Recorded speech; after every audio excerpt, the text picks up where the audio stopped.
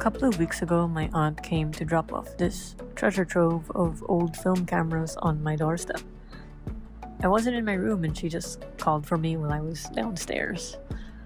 Are we the only family who has entire conversations when people are in two different rooms or floors? Anyway, I don't really know the exact history of these cameras, but I think we can guess from the timeline of their release dates, around what year they were purchased and who purchased them. There are some very interesting cameras in this collection and I thought it'd be fun to go through them. Just to keep things organized, let's go through these cameras chronologically. Also, I did not get these cameras cleaned or fixed or tested, except for one, which we will save for the last because I think it's extra special.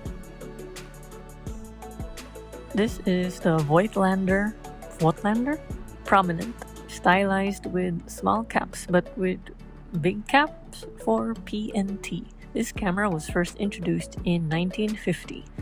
It's a 35mm rangefinder style camera with a most interesting system. We have the film advance lever or knob, and it kind of takes a while before it is fully advanced. I think the film counter is here, but I'm not really sure how it works. And over here is the viewfinder, which is surprisingly not as hazy as expected from what would be a 70-year-old camera. On the left is the focusing knob or mechanism, and on the front is lens and the aperture control. I've never seen a Voigtlander camera in person, so this was a real treat for me. When I do my little non-committal camera shopping on Facebook or Carousel, I always see Fujis and Minoltas and Nikons. So to know that a Voigtlander was sleeping right under my nose is pretty funny. Not that I've ever wanted a Voigtlander. So this has a 50mm f1.5 Nocton lens. And it's in pretty bad shape. On the surface it looks alright, but when you shine a light to it, yeah. Although as far as I can tell, the fungus is only on the front or maybe one of the front lens elements. The back seems to be fine except for this black spot. Will I get this fixed? It's a shame, but there are too many reasons not to. For one, it's heavy and clunky and not very ergonomic. The shutter doesn't work and the lens is... I don't know if it's possible to clean all that, but you know, it's still a super interesting camera and it probably belonged to my late grandfather, so that's enough reason to keep it and maybe clean it up a bit. The Canon FT-QL, a 35mm SLR camera which was first introduced in 1966. QL stands for Quick Loading, which is a nifty feature this camera has. What does FT mean? I don't know. I never know what these camera names mean. Did manufacturers think they were cool? But I suppose it's to distinguish one series over another. I guess it's prevalent to this day. Anyway, this particular camera seems like it's in great condition. The lens has a bit of fungus or haze, but not like the Voigtlander, so I think it might be salvageable. The problems with this camera, the back cover being a little sticky. Though to be honest, I didn't know how to open it at first. Most cameras pop open by pulling the rewind lever, but the Canon FT has a little thingy on the bottom. This one's hard to pop open. It might be a common occurrence because someone else on Reddit had the same problem. Always good to know other people have gone through the same struggles as you. The film advance lever is stuck. Actually, no, it was fine until I fiddled with it. Although Redditors have said it might be a quick fix, but I remember the last time I tried to fix a camera, it didn't turn out well. Apart from that and the light ceiling, this camera might still work and I will probably get it fixed when the guilt of spending too much on a non-profitable hobby subsides. The Ricoh FF10 Twin Super or the Ricoh MyPort Dual Mini or the Ricoh Shotmaster Ultra Dual. Yeah, this one is labeled the FF10, so let's go with that. Anyway, this is a 35mm point-and-shoot film camera released in 1992. It is a bifocal autofocus camera, which means it has two focal lengths, one at 35mm and the other at 55mm. I'm not sure if I can say it's the same as a zoom function in layman's terms, so let's just leave it at that. I tried to fire up this camera because it runs with very accessible 2 AA batteries. And there were signs of life. It made those little buzzing noises these 90s point-and-shoot cameras do. And the lens cover opened up and the lens peeked out just a little bit, but it got shy and went back into hiding, and so I was devastated. Because that's adding to the list of cameras I might have to get fixed.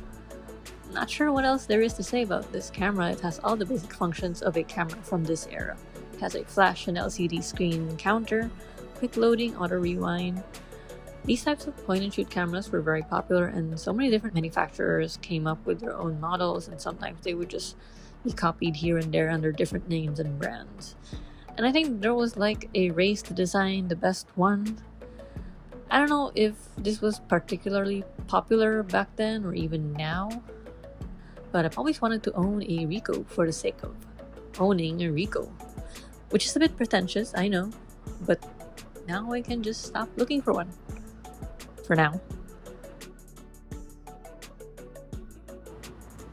The Pentax SPO145M, or the Pentax SPO145, or the Pentax IQ Zoom 145 Date.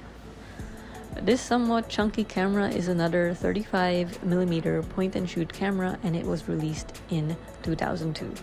We're finally in the 2000s.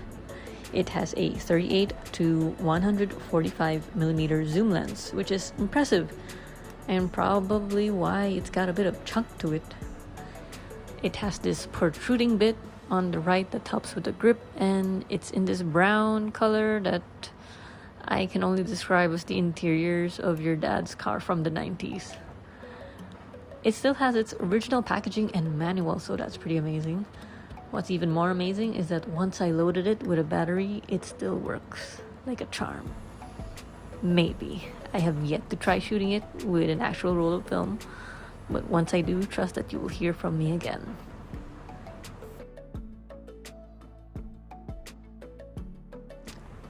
We have now reached the most exciting part of this lineup, in my opinion at least. The camera I was most excited about is this, the Minolta Hi-matic 7S2. Introduced in 1977, this 35mm rangefinder camera was fairly popular for its sharp lens and compact size. So a quick backstory. I am not a fan of rangefinder cameras, don't hate me. I think they are a marvel of engineering and design, but the first one I had was a Yashica Minimatic S.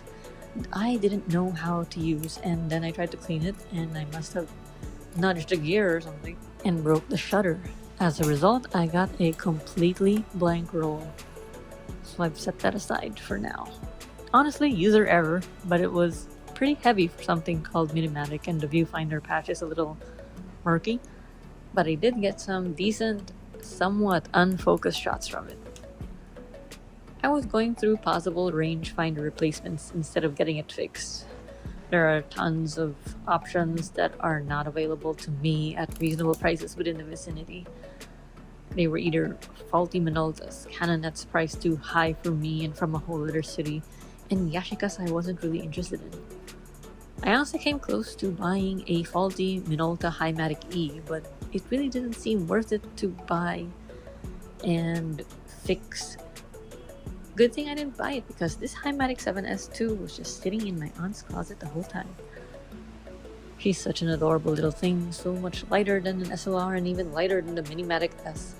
It fits my hand perfectly, and it has an interesting focusing ring, or rather, lever, and you can easily access it with your left hand without accidentally adjusting the other rings. Not that they're pretty easy to accidentally move anyway. So with that, you are able to adjust the aperture and shutter speed manually, which I love because I'm insane and I like being able to adjust things manually.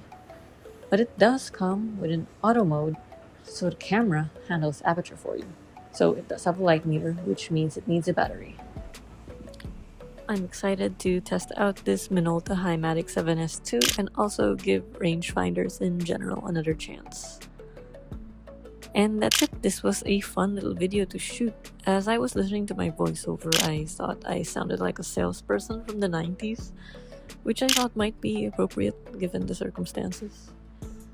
I hope you found this interesting, and thank you for watching.